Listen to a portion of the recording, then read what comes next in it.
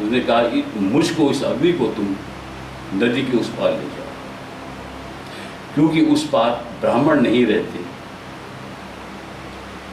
क्योंकि वहां यज्ञाग्नि की शुद्धि नहीं हुई है। क्या है वो यज्ञाग्नि? शायद उस पर विचार आर्यन वेद से रहा होगा।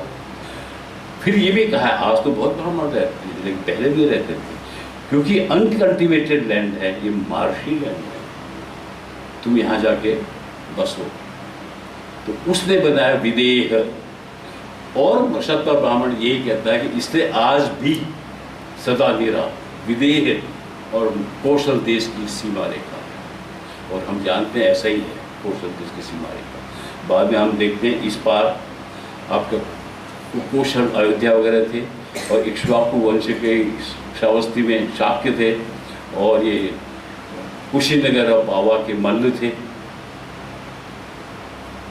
आज भी वो सीमा रेखा है, और उस तरह आप चलाएं भाषा का फर्क पड़ जाता है, मैथिल भाषा का प्रभाव बढ़ जाता है, जो इधर नहीं है। बहुत कुछ है, मिलता जुलता है, लेकिन वो अलग हो जाता है। और दक्षिण बिहार शायद वो आइडियोलॉजिकली बाद में इनसे जुड़ा, और इसी पे याद आती है कि आपको, मैं इस ढंग से लोग चीज़ों को देखता हूँ। विश्वामित्र को ने राम को मांगा था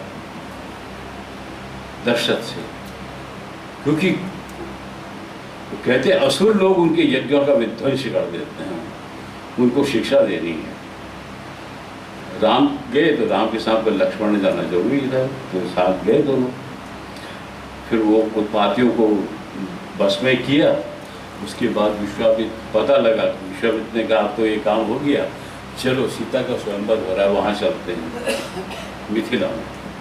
सोनभद्र के किनारे किनारे आए, गंगा पार किया, देखा सामने विशालापुरी है, जिसे हम बसाड़ या वैशाली के रूप में जानते हैं।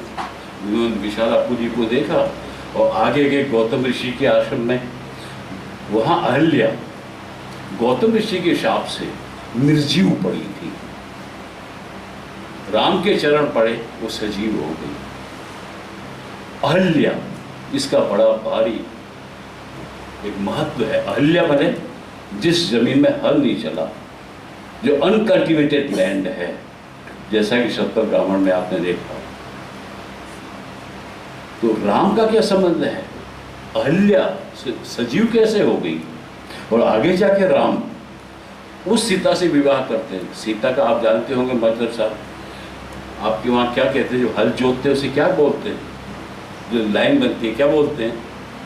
सिया, सी क्या बोलते हैं? यहाँ इस इलाके में कोई गांव से है?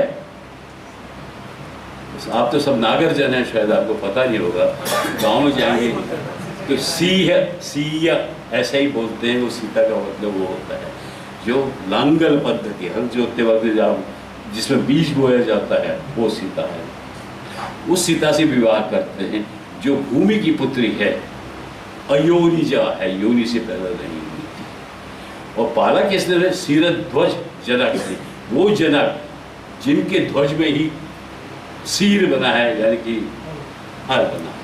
इससे याद आता मुझे, ऋग्वेद में पढ़ा सुना, सीर सूक्त है जो एग्रीकल्चर को ही डेडिकेटेड है। उसमें आता है कि शूनम वहा शूनम नरा शूनम कृष्ण तुदांग, वो हल जोतने वाले, हल को खींचने वाले बैल, तो उसके सारा जिक्र है। उनको कहते हैं उनका बैल शुभ हो। और फिर आप बहुत लंबा सूत्र है, उसमें आता है कि सीताम वंदामहे, सीता की मैं वंदना करता हूँ। और अर्थशास्त्र के ज़माने में आप आते हैं तो एग्रीकल्चर का सुपरिटेंडेंट जो था उसको सीताध्यक्ष कहते हैं। हाँ, कई अध्यक्ष हैं, आकराध्यक्ष भी है जो माइंस का सुपरिटेंडेंट ऑफ माइंस है, और इसको सुपरिटेंडेंट ऑफ सीताध्यक्ष कहते हैं। तो ये हमारा जो एक कहानियाँ है पौराणिक, इसमें कहीं कुछ छिपा होता है। एक चीज़ स्पष्ट है कि उत्तर बिहार में खेती का प्रारंभ बाद में हुआ, चाहे विदेही माधव ने किया हो या चाहे वो